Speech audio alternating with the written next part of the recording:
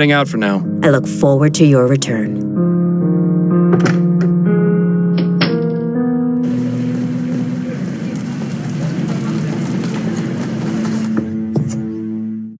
Looks as though we've arrived fashionably late. Excuse me, sir, but this is an active crime scene. We can't allow members of the public. Oh, this isn't just any member of the public, Kane. This is Miles Fordham. He used to be one of us until he got his partner killed. Wonderful. Officer Parsons is on the scene. It's a shock the apartment isn't in a shambles. Good day to you too, officers. Fordham? What are you doing here? Ah, Captain Snelling. What a pleasure. That's Chief Snelling now, Fordham. I don't expect you follow the workings of the department much these days, but I'd appreciate the proper address. So nice to see the power hasn't gone to his head. My apologies, Chief Snelling. You haven't answered my question. What in blazes are you doing here?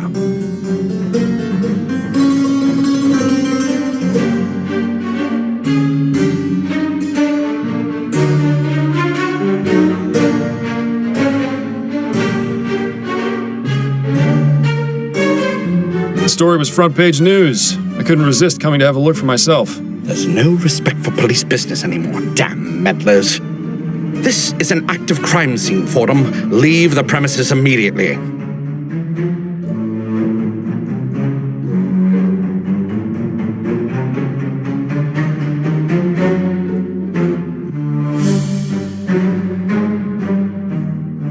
We could solve this case in no time if we work together, you know. We don't need any help, not even from former detectives. Parsons, I'm going back to the station. I want your report the minute you're done here. Understand? Yes, sir. Now, don't get any funny ideas, Fordham. If you so much as breathe on anything in here, I'll have you arrested for tampering with a crime scene. Do I make myself clear?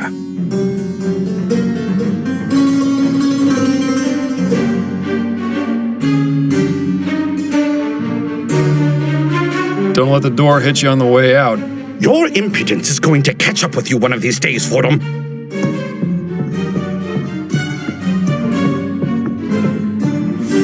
I suppose it's reassuring that even in this crazy, ever-changing world, you can always count on Snelling to be a complete ass. You heard the chief. No snooping around. The sooner you get out of here, the better for all of us. Excuse me, Officer Parsons. Clear off, Fordham. The chief doesn't want you here, and neither do I. You aren't on the force anymore, so you've got to respect the rules, just like every other citizen. He'd be respecting my fist if I were alive, believe me. I'm not trying to cause any trouble. I just want to ask a few questions. Well, if it will get you to leave faster. What can you tell me about Desiree Lathan? Nothing. Because you don't know? No, because I'm not going to betray Chief Snelling's orders and divulge that information to the public. Come on, Parsons, you know me. What harm would it do to tell me just a little bit? Do I have to state the obvious? If it were up to me, you'd be in jail for murdering an officer. I wouldn't make such claims without knowing the facts, Parsons. It could get you in serious trouble. It'd be a real tragedy to see your career cut short and you back in the workhouse polishing airship rivets. You don't scare me, Fordham. Rest assured, the feeling is mutual. Have you made much progress on this investigation? Did you not hear me the first time, Fordham? Drop it before I have to arrest you for interfering with a police investigation. You're looking well these days, Parsons. What's your secret? Secret? I don't know. Maybe something about getting a good night's sleep without blood on my hands does wonders. How long has Officer Kane been on the force? I'm not one to gossip, Fordham. That's only the second most hypocritical thing I've heard today. Ask him yourself if you're so interested. Why was Chief Snelling here anyway?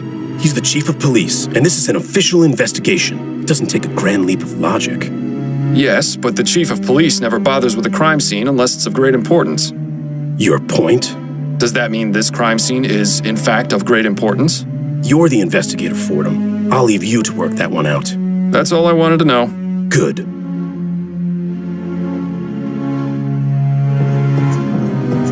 Begging your pardon, officer. Yes, what is it, sir? Is there anything you can tell me about Desiree Lathan? I'm afraid not. You don't have clearance in this investigation. And there's nothing I can say to convince you otherwise?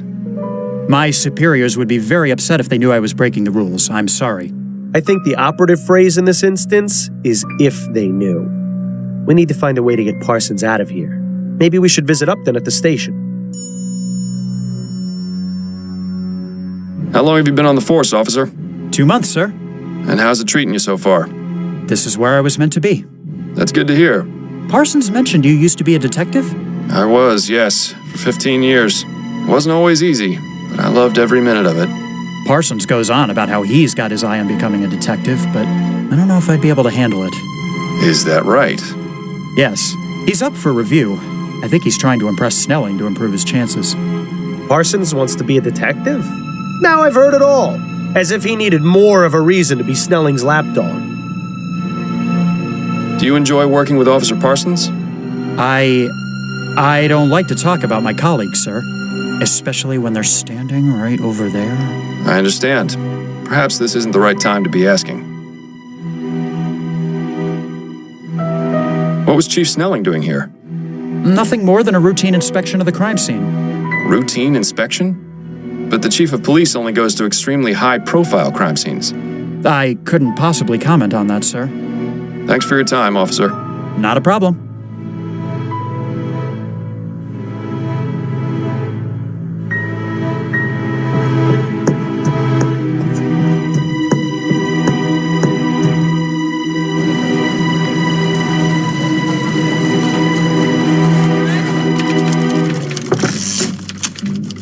I didn't imagine we'd be coming back here in this lifetime. Fordham? Have you solved the case already? Don't I wish? I haven't even gotten started. Well, I'm here if you need anything. Just be sure not to let Snelling see you. Is he back yet? He arrived a few minutes ago. I expect he'll be sequestered in his office today, so you shouldn't have to worry too much. Good to know. Prime Minister Atwood, watching over the department with his signature scowl. I don't think I've ever seen anyone reading those books. I'm half convinced they're purely decorative. The old Jack and Stars. Sure was nice when that sign didn't apply to us. Miles, are you crazy? If you go wandering around the department for no good reason, Snelling will have you thrown in the jail. Got a moment, Upton? Yes, but let's make this quick.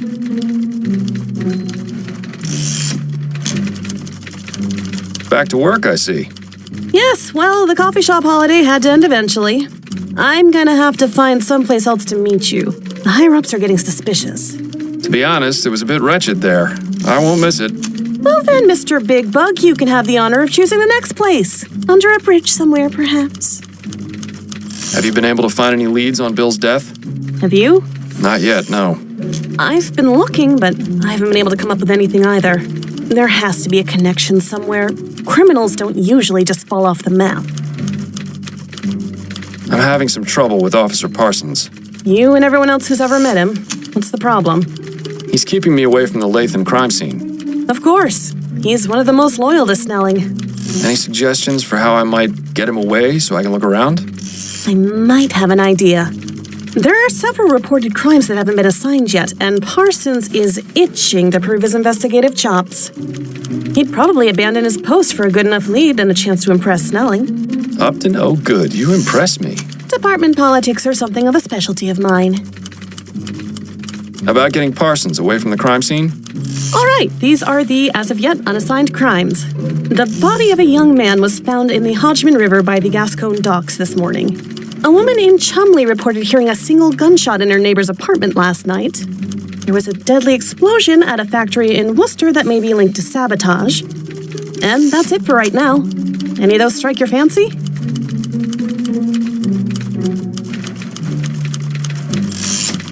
Let's hear about the gunshot. Ethel Williamson reported hearing a sound she described as a single gunshot coming from her neighbor's apartment last night. She said she had been hearing arguments over the past several weeks, and there may have been domestic violence involved. When she knocked on the door, she got no answer, but she said she noticed the distinct smell of flowers. Intriguing. Do you think Parsons will be interested?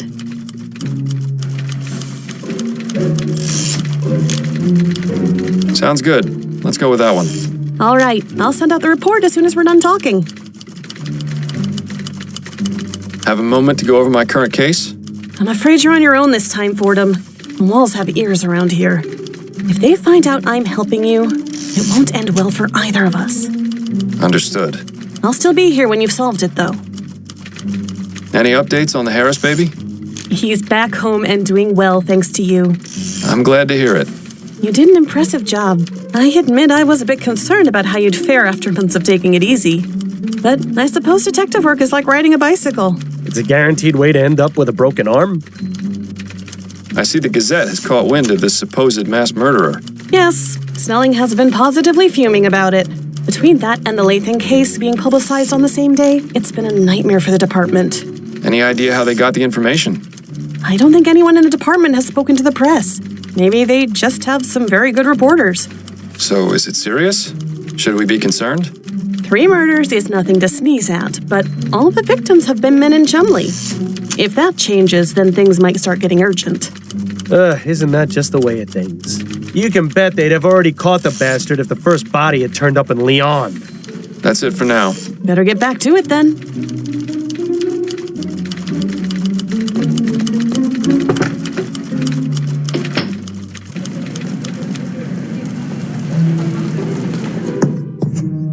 Looks like Parsons took the bait.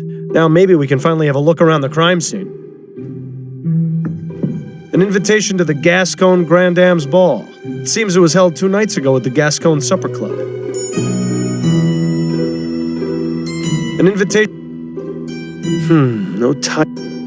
You have to hand it to her. Miss Lathan certainly had a unique taste in fashion. I bet you could see her coming a mile away. Definitely too young to be Miss Lathan. Perhaps a relative? Judging by these books, Miss Lathan was quite the fan of poetry. Let's just hope her taste was better than Madame Dupre's. Judging by Begging your pardon, officer. Yes, what is it, sir? Is there anything you can tell me about Desiree Lathan? I couldn't really say. Come now, I'm trying to help this investigation. Any small detail would be useful. Well, I haven't really looked over the crime scene too much. It's rather gruesome, you see. Is the body still here? Yes, what's left of it at any rate. Miss Lathan was only identified by the tattoo on her foot. I see. Has there been much progress here? Snelling and Parsons examined the scene, that's all I know. Do you think I might have a look, now that the initial investigation's been conducted? I'm afraid that's out of the question, sir. I have my orders.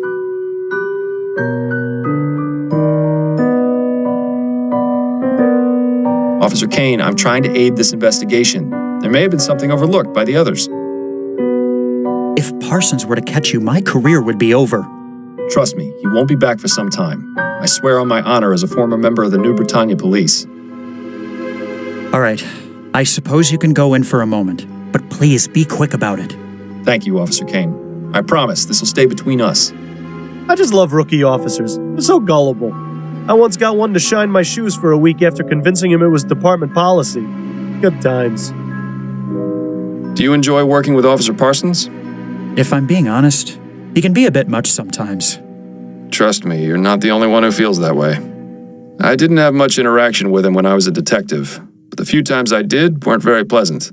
I could tell he doesn't seem to care much for you. Although I don't think he cares much for anyone except the chief, and that's only because he's the one who gives out the promotions. What was Chief Snelling doing here? He was inspecting the crime scene. Yes, but why was he involved? Is there something special about it that would require the chief of police to look into it? Well, someone thought it might be related to the big case we're not supposed to talk about. You mean the mass murderer? Yes, sir. I could see why the chief is upset that the news has gotten out. And is it related? No, I don't believe so. But the news reports are beginning the public on edge. Of course. The less information there is, the easier it is for rumors to start spreading. Exactly. Chief Snelling has a lot of fires to put out. If that's the case, it's too bad he didn't get to Miss Lathan in time. Thanks for your time, officer. Not a problem.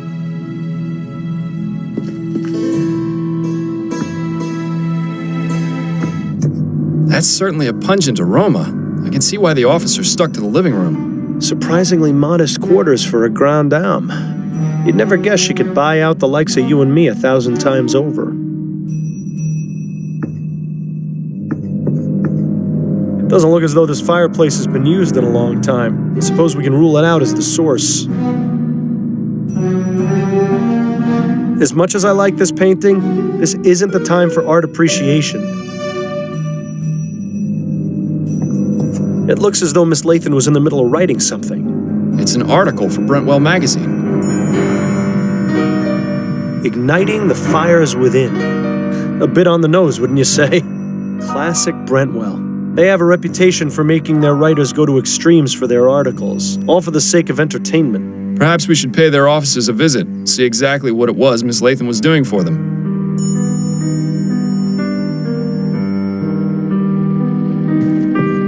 Some crumpled up letters. They look to be of the romantic variety. They're from the same person, one Peter Andrews. It's always sad to see a case of unrequited love. I'm thinking we should find out who this Peter Andrews is. Good idea. Now, are you finally willing to admit that looking through rubbish does yield results sometimes? Fine, you win. But I don't think I envy your prize.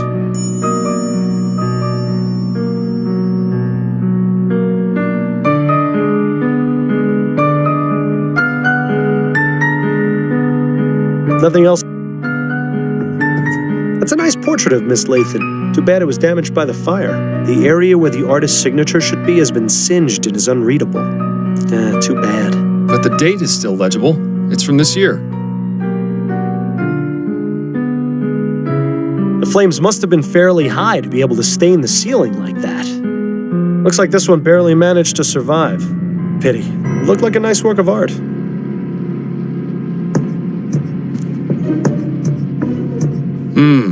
There's a letter in here. This just keeps getting more and more interesting. The law firm of Usher and Price isn't too far from here. I think it's definitely worth paying him a little visit.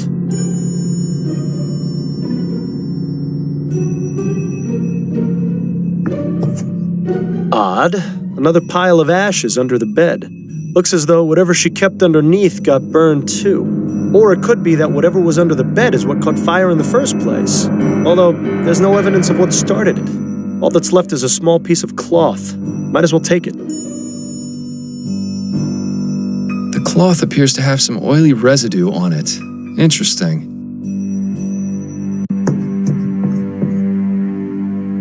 Ashes to ashes and all that. I'm glad I was buried. Cremation always seemed a bit too hot to handle. Now's not the time for jokes, Bill. Are you serious? Death is the best time for jokes. Otherwise, it's all just a bunch of boo-hoo-hoo this and wow-wow-wow that. And trust me, there's plenty of that in life. Hell, you'd know better than anyone. All right. Just shut it for a bit while I look over the crime scene, would you? I need to concentrate. Ugh, greasy, fetid, stinking ashes. Who knew the human body was capable of producing such a disgusting byproduct? I'm surprised the coroner hasn't taken the body away yet. Probably because there isn't much of a body left to take. Either that or Dr. Edwards knows better than to deal with something like this. That's extremely unlike him. He'd jump at the chance to examine this body. Perhaps we should allow him the pleasure. I hope you're not suggesting what I think you're suggesting. Miles, do you really want to go carrying around those stinking ashes in your pocket? It'll take ages to get the smell out. Good point. I'll need to find something to carry them in.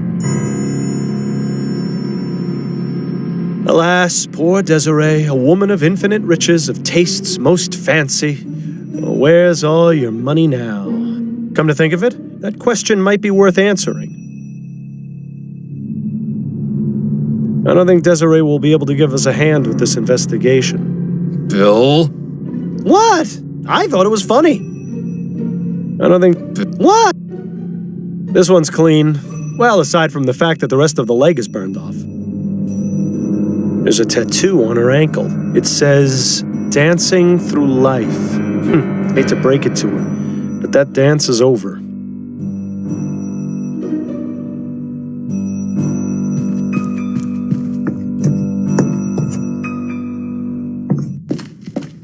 Was there someone else in the room just now? I thought I heard you talking. Oh, no. It's just sometimes I think aloud when investigating crime scenes. I see. Good save. We don't need any more police officers thinking you're insane.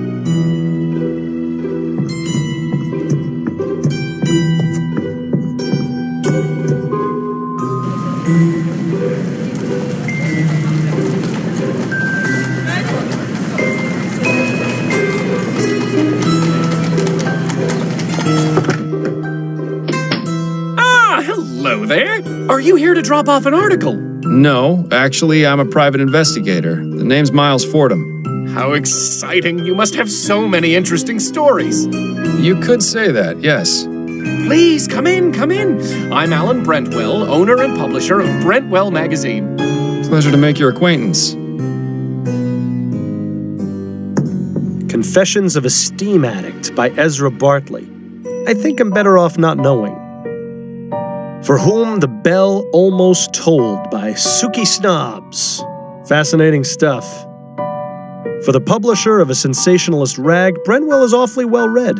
Assuming he actually has read all those books, of course. For the empty. Too bad. Brentwell has a front row seat to all the horrible things he might want to write about in his magazine. I can only begin to imagine how many lurid and salacious articles are kept in those cabinets. I can only begin.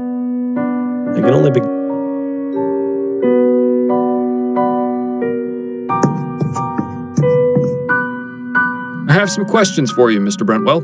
Wonderful! It's so seldom I get to answer questions. What can you tell me about Desiree Lathan? Desiree Lathan. Oh, why, she came to me a few weeks ago in response to an ad I took out requesting articles.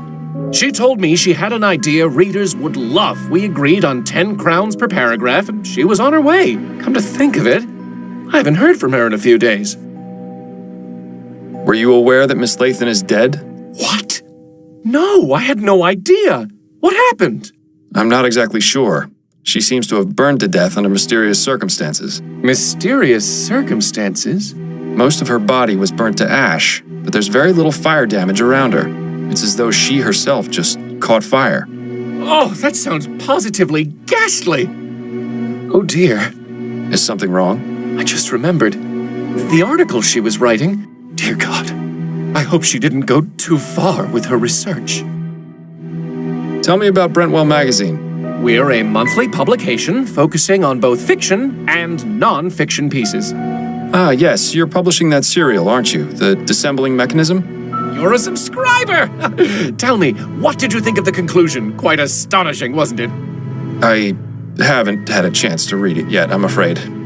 Ah, then I won't say any more about it. My dream was to have a magazine that was well-respected and educational. But sadly, it seems today's audiences are much more interested in reading about sightings of giant bat creatures or mysterious buried treasures. Such a pity.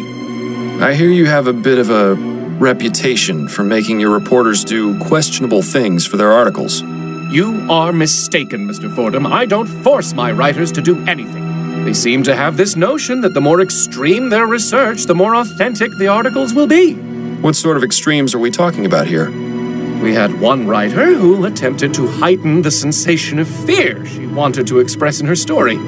Damn near decapitated herself by sticking her head through an opening at the clock tower at St. Denis Cathedral. Ugh. Thankfully, she made it out alive. It would have been quite the predicament if she hadn't. Especially considering that was our most popular article last year.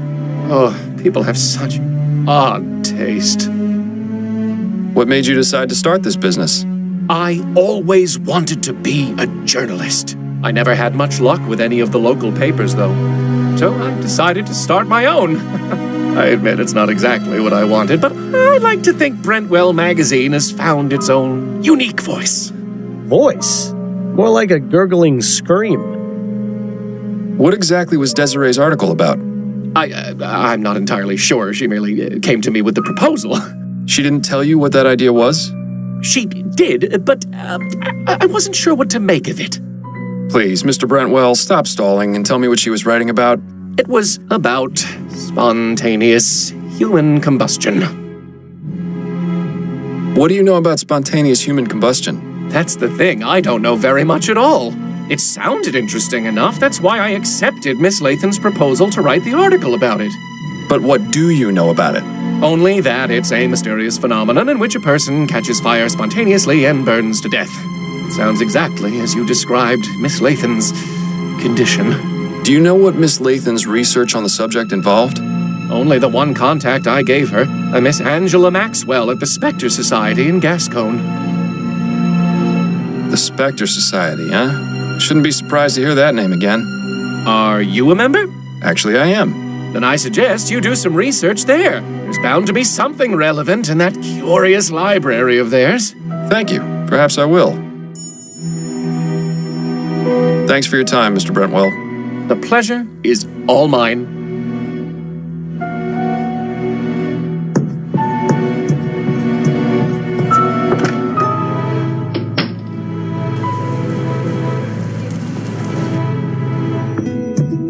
Welcome back, Mr. Fordham.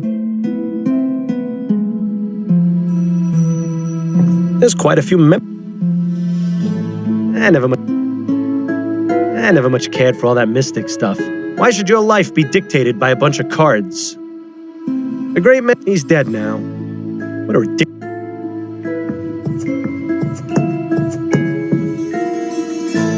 It's nice of Miss Maxwell to let people borrow her books, even if they are all just a bunch of nonsense. And coming from me, that's really saying something. This all sounds strangely familiar, but spontaneous human combustion can't be real, can it? Then again, sometimes the simplest explanation is the correct one.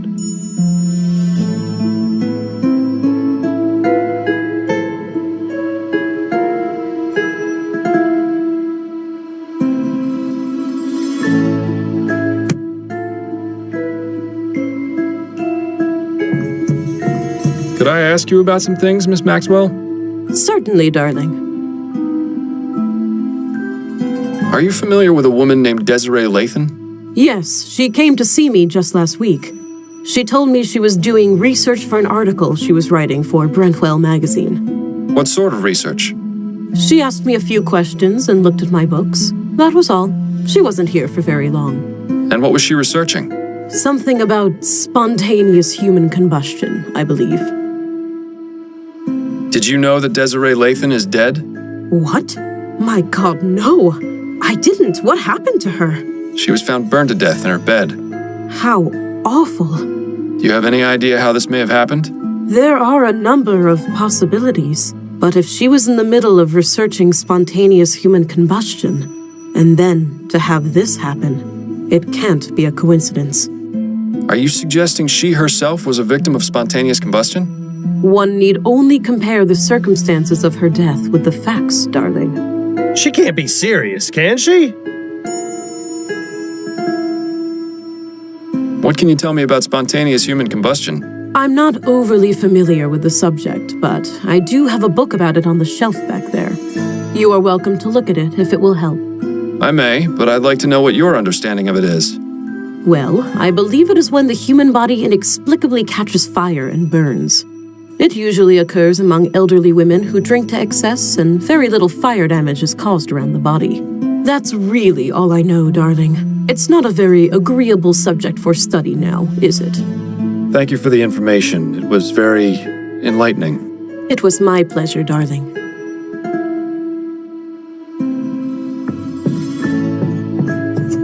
I'll be going now. May the spirits guide you to that which you seek.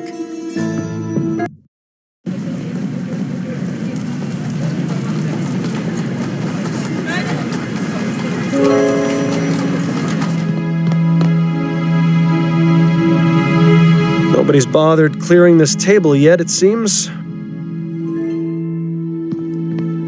Well, if no one's cleaned up, you might as well do them the favor.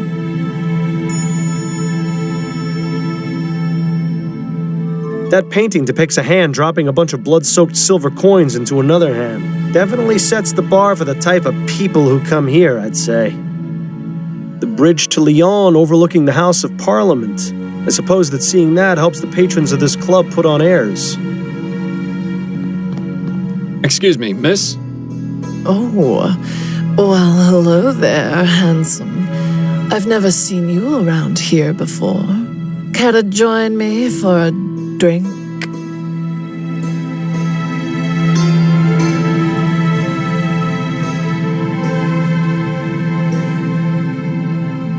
A bit early in the day, don't you think? Perhaps I would think if I wasn't on my third cocktail. Impressive. You may have just met your match. The name's Miles Fordham, and you are? Charlotte Robineau. Pleasure. Would you mind if I asked you a few questions? I suppose not. It would help pass the time. Were you here for the Grand Dame's ball the other night? Of course, we all were. Well, except for Laura. Terrible business. You mean Laura Dupre? The very same. Have you met? I have. In fact, I investigated her attempted murder. Is that right? I heard she ended up in jail for torturing her servants. Yes, it was quite disturbing. I didn't think Laura was capable of such a thing. She always seemed so kind. I guess we all have our dark secrets. Does that apply to you as well, Miss Robineau? If I told you, then it would no longer be a secret, would it? Fair point. Do you know Desiree Lathan? I knew her, yes. When did you last speak to her? Oh, it's been ages. She and I haven't had much to do with each other for a while. Why is that?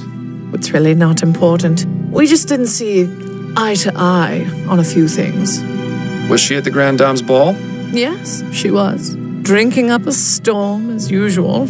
Desi really knew how to enjoy herself. How much did she drink?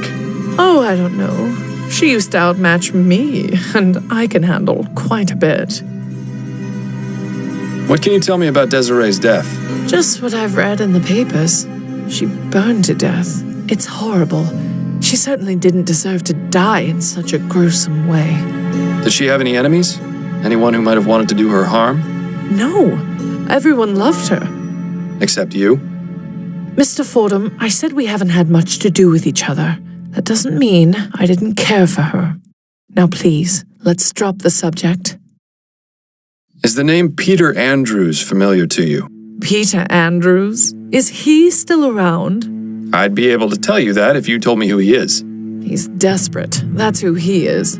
A lovesick fool who is obsessed with Desi. Sent her love letters all of the time. Would you know where I can find him? Why would you want to? Because I want to question him about Miss Lathan's death. I suppose that makes some sense. All I remember Desi telling me is that he worked at the Bank of Vespuccia, a clerk or some such. Imagine. Thank you, that's very helpful. Tell me a little about yourself. Why, Mr. Fordham, I hardly know you. Well, that said, I'm always open to making new friends. Ooh, watch out, Miles. I think she's getting ready to pounce.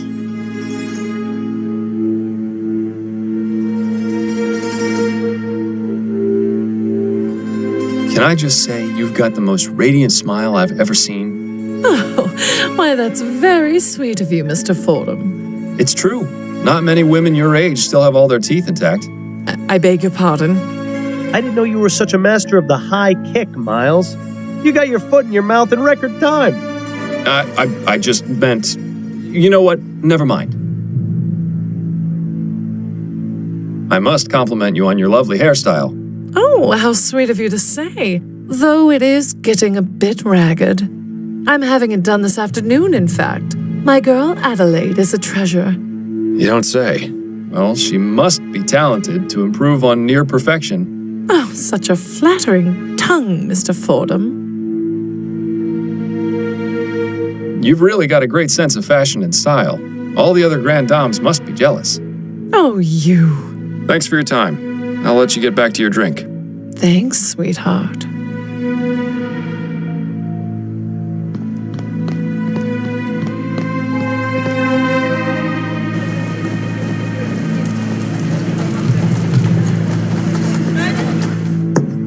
Mr. Fordham. Ah, Mr. Dupre. Good to see you again. Is all well with you? Absolutely. Everything is wonderful. Because of you, this city has finally seen Laura Dupre for the monster she is. I cannot thank you enough. I suppose you're welcome? Now then, is there anything I can help you with? Yes, I'm looking for Peter Andrews. I was told he worked here. That's right. His desk is just over there. Thank you, Mr. Dupre. Lovely seeing you. We haven't got anything else to ask him about right now. Mr. Andrews. Yes? Miles Fordham, private investigator. May I ask you a few questions? Yes, I suppose that would be fine. Have a seat. I'd rather stand if it's all the same to you. Now then. Do you know Desiree Lathan? Desiree Lathan? No, I can't say the name rings any bells. You say you don't know Miss Lathan. Would you care to explain these? Why are they crumpled up? Did she throw them out? And why do you have them? I just love catching people like this. Relax, Mr. Andrews. Let's take this slowly. Now, I can assume by your reaction that these are your letters? Yes, they are. So why did you lie about knowing Miss Lathan? I promised my wife I would cut off contact. But you clearly didn't. The most recent letter is from 2 weeks ago. Did she hire you? Your wife? No, that's not why I'm here. Ah, well, that's somewhat of a relief then. Were you aware of Miss Lathan's death? What? Desiree is dead? No. She was found burned to death in her bed. You're lying. You have to be.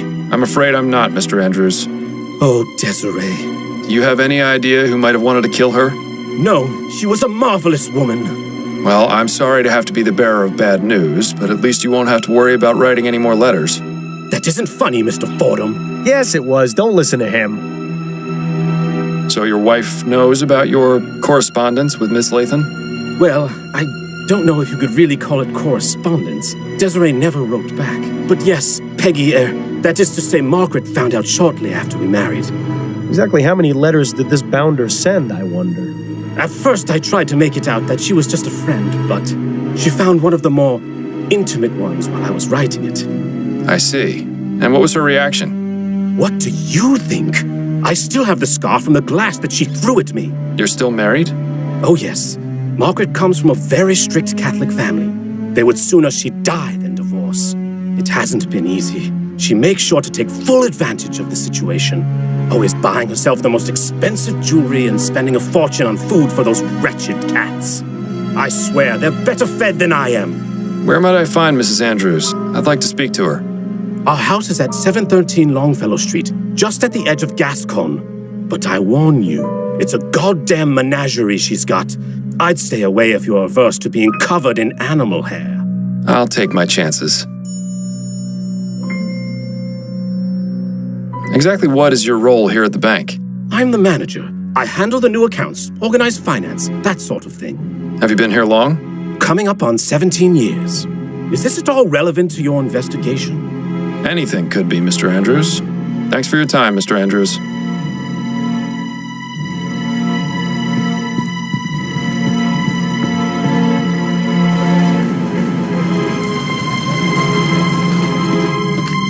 Nice house. It definitely screams, eccentric person lives here. Speaking of which, that must be Mrs. Andrews over there with those rodents. Excuse me, Mrs. Andrews? May I help you? I'm Miles Fordham, private investigator. I was hoping you could answer a few questions. All right then. Don't worry, my darlings. Mommy only needs a moment to speak to the nice man, then I'll give you all the nuts you can eat. My little friends just adore nuts, Mr. Fordham. Guess that explains why squirrels are so attracted to her. Did you know Desiree Lathan? Not personally. I never met her, but I knew exactly who she was. And who was that? A miserable drunk. Always going out and getting liquored up at her so-called socialite balls. They try to make them seem so fancy and high class, but it's really just a bunch of bitter old hags getting together to gossip about each other. With that kind of lifestyle, it was only a matter of time before it caught up with her. Do you happen to know anything about the circumstances surrounding the death of Miss Lathan? I read in the paper that she was burned to death. In her bed, wasn't it? That's right. Do you have any idea how that may have happened? Well, I already told you she was a drunk. Maybe she came home plastered and decided to smoke in bed. I'm rather surprised she was sleeping alone. That woman got around, if you know what I mean. She certainly seems to know a lot about Desiree for someone who claims to have never met her. Do you have any hobbies or pastimes, Mrs. Andrews? Well, of course. I do a bit of knitting and I take care of my pets. I take it you're fond of animals? Oh, yes. I just love animals. Most prove to be better company than people. Is that right? Well, consider this, Mr. Fordham. Animals can't betray you or lie. Uh-oh, I don't like where this is going. My furry little companions would never hurt me, unlike several humans I could name. Who are these companions exactly? Why, my darling little kitties and squirrel friends, of course. Tell me about your cats. They're the most wonderful little dears. Do you have any pets? Afraid not. My wife isn't too fond of cleaning up after animals. Pity. Cats make wonderful pets. They're good company and are independent, unlike dogs. Edgar and Hubert are my pride and joy. I give them only the best of everything, and they in turn give me their unconditional love.